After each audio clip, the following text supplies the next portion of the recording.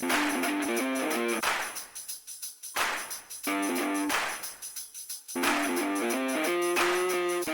everybody, welcome to the show. How's it going this week? Hope you guys are all having a great time. I had a pretty good time this week. I want to start the show with showing you some of the stuff I picked up at a thrift store yesterday. So yesterday, I'm out and about at a thrift store.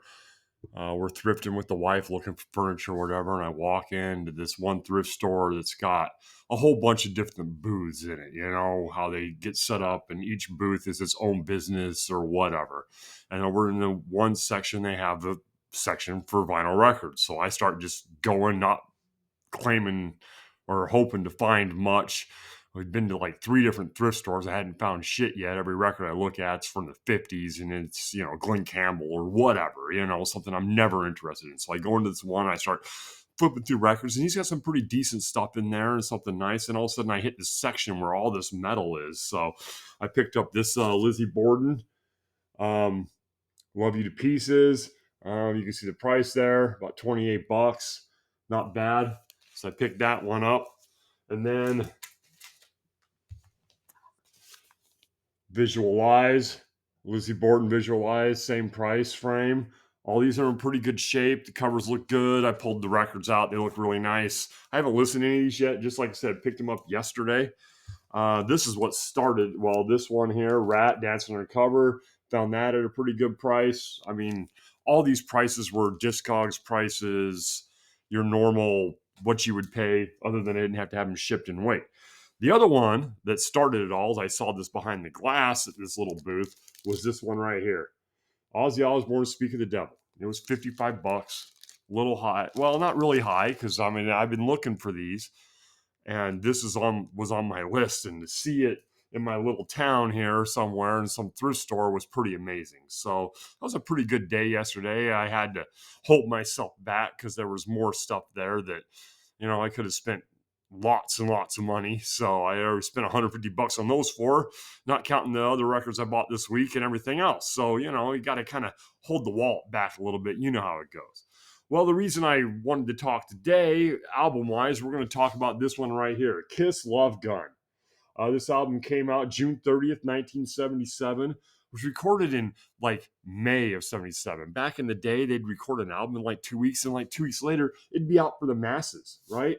This is their 6th studio album. There's the track listing right there. You got Love Gun, Got Love for Sale, Tomorrow and Tonight, Christine 16, Almost Human, Plaster Caster, Shock Me, Then She Kissed Me, Hooligan, and I Stole Your Love.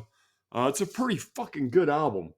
Honestly, this is Kiss at the height of their command. It was produced by Eddie Kramer, and the front cover was painted by a fantasy artist named Ken Kelly. Now, the reason I wanted to bring this up today is because the reason all this happens behind me, all these records happen behind me, is because of this album right here. Let's take a look at the vinyl here real quick. I've had this basically since forever. There's a spot, see if I can get it to show up on camera. I don't know if you can see it, but there's a nice spot right there. It's a little line right there. It doesn't affect play though. Kind of looks bad. There's the cool label, Casablanca. Oh, there we go. Looks pretty good. Record looks good. Sounds pretty good for as old as it is. But the main reason I wanted to talk about this record is, like I said, the reason all this stuff behind me happens is because of this album right here. So this album right here was the first time I ever heard Kiss. I went over to my buddy's house when I was a kid. I don't know, 12, whatever. He's like, you ever hear of Kiss? And I'm like, I kind of heard of them, but I don't know really who they are or anything. He's like, oh, you got to listen to this. And he played this album for me. He played this album right here for me. And I was hooked on rock and roll ever since. Finally decided or realized that music wasn't necessarily what my parents listened to. There was other stuff out there. So this leads me to Ozzy and AC/DC and Maiden and all that stuff. And all these records behind me because of this album. And it's a fucking great album. This is Kiss at the height of their career. It's the first album to have all 4 people sing on it. It's also the last album to have all 4 people play on it. The last studio album to have all 4 people play on it. It went to, let's see here, what's the number on there? Number 5 in Billboard Top 200. This was Kiss at the height of their career in 77. It was also the beginning of the end because after this, like I said, nobody played on, no album had all 4 members on it on every song after this one. This is the first one with vocals from all 4. We get Shock Me from Ace Frehley on there. The cool thing about this album, besides the fact it was the first rock album I ever heard, or the first real rock and roll that wasn't what my parents were listening to, and it turned me on to music and everything else, is this right here. What makes this one special, if you look at that label, you'll see where it says Mike right there. Well, Mike was the buddy. Mike was my friend who, when we were in junior high, who played this for me. So this is the actual vinyl that I heard the first time when I fell in love with rock and roll. I don't know how I ended up with Mike's copy of Love Gun. We were kids, you know how things happen or whatever. So this is the actual copy. So when I play this, not only does it take me back to younger times, it takes me back to the beginning of my love for rock and roll. This actual physical album that I still have in my possession is the one that was played for me that fateful day back in the 80s or whenever it was, when I was basically just a preteen. And I heard it, and, it starts off with, you know, it starts off with I Stole Your Love, and then goes to Christine 16 and so on. I had never seen anything like it. I don't know if I was sheltered and how I missed out in Kiss in this is in the early 80s. I mean, I'd seen them before, but I'd never really listened and really looked at this cover. If you really look at this cover, I mean, this thing is fucking awesome. Look, you got the girls and you got the makeup. It's a great drawing. This album came with the cool inner sleeve that was like green with Kiss written in blood, and it had the order form and the Love Gun and all that. Of course, when I got this, it didn't have any of that other than the inner sleeve, which I don't have anymore. This album cover's in fairly decent shape. I list it as very good, even though it's got some creases at the bottom. That right there, see that hole right there? That's from me being a dumbass teenager, and I hung all my Kiss records on the wall. So pretty much about 90% of my Kiss records have this fucking pinhole on it, because it was before the day of having frames on the wall and things like that. And I used to just put a push pin through it and hang it on the wall in my bedroom when I was a stoner teenager or whatever. So, but overall, this album still sounds pretty good for as old as it is, for as long as I've had it. Like I said, it's got that scuff on side 1 there, but it doesn't affect play. There's a few pops here and there, but overall, it sounds really good. It's produced way well. Like I said, this is from 77. This one is from 77. It is a first pressing, or, as first as they get when they pump out millions of them or whatever. I listed as, median condition is very good, and I've got the sleep condition as good plus because of the hole and because of the creases in there. I love this fucking album. To me, it's one of the Kiss's best albums.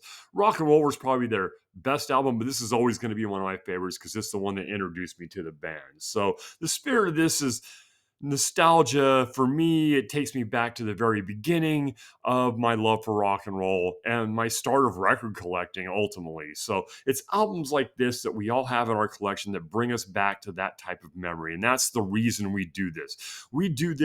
I continue to buy records like I showed you earlier, and the reason we do this, we all have that one reason that really brought us to it, and mine is this one.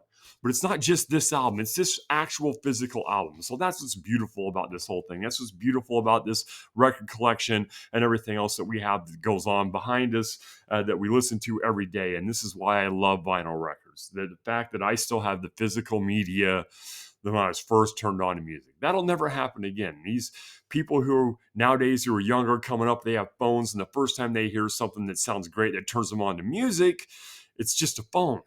There's nothing physical about it. They'll never have that. Oh, the first time I heard whatever that they love was on a phone.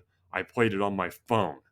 Not that you can actually pick up the physical copy and say, the first time I ever heard rock and roll, or the first time I fell in love with rock and roll, it was this one. It was this exact one. I still have it. So that's a cool thing about the whole analog vinyl system that we all love. So I just wanted to share that with all you guys this week. I hope you enjoy this. Like I said, this album totally kicks ass. It's one of the most popular Kiss albums out there. It's in the, listed in the top 5 if you talk to Kiss fans as to what they love. Rock and Roll Over usually kind of leads the pack when it comes to 70s Kiss. This is the album that's right after Rock and Roll Over.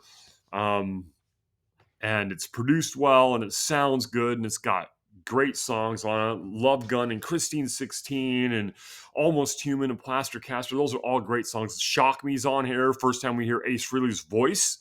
So yeah, I mean, I would highly recommend it. If you're not a Kiss fan, this is a place to go. It's good 1970s rock and roll. If you are a Kiss fan, you probably already own it. Or if you somehow don't have this in your collection, you should buy it. That's all I have to say about that. You should buy it and enjoy yourself. Price wise, I would say I looked it up on Discogs. One in this condition, you could probably get it for 15, 20 bucks after you have it shipped to your house and maybe cost you 15, 20 bucks. About the same price if you happen to find it in a record store. My local record store, somebody turned in a bunch of Kiss. He's getting about 20 bucks a piece for them. Of course, I don't need them. I've got them all already, so I won't be buying any more of those. I'm not a guy who needs multiple copies of the same album, or I'm definitely not going to replace this one just because I find one with a better cover or whatever. I'm not going to replace it because this one is special. So yeah, that's pretty much it. I love it. I mean, I love the idea that Casablanca actually put Kiss on the logo on the label, that they actually took the picture from the front cover and printed it on the label. And thinking about the idea of how fast it was, according to my research, this was recorded in like May of 77 and it was out in June of 77. So that's like a month from recording process to mastering to release. It's unbelievable they did it that fast. Nowadays, people take years just to record an album. Back in the day, Kiss was putting out an album every 6 months. And ultimately, that was kind of what the end of it because they were getting burnt out. This is the last album where they were all for a cohesive band. It was like the beginning of the end. But what the hell of a beginning, or what a great end, or however you want to look at it. The classic Kiss lineup, classic Kiss songs, everything was in motion. They were working perfectly all the time. So it's a great album. So go ahead and check it out. Kiss Love Gun, 1977. Almost perfect in every way. Other than Then She Kissed Me. Could kind of do without Then She Kissed Me. It's a remake. It doesn't really fit. Maybe, when you're pushing an album out that fast, you need filler and like, hey, let's redo this song. Maybe, they had the rights to it already, or who knows. Who knows why, but it doesn't really fit the album, but everything else fits the album very, very well. And Then She Kissed Me, it's not a bad song, a little ballady, which is fine. They'd already done Beth and everything else. It just doesn't seem to fit the rest of the record. But overall, 9 out of 10 stars or 4 out of 5 or however you want to look at it. So, all right. So that's pretty much it for me. Like I said, get yourself a copy. If you don't have a copy, you think you'll enjoy it, just sit back, forget about the whole thing about, oh, Kiss, they get a lot of hate because of the makeup and, they're just a joke band and all the fucking comments. Being a Kiss fan my whole life, I've heard it all. Just forget about that. If you're not a Kiss fan, just play it. Just listen to it.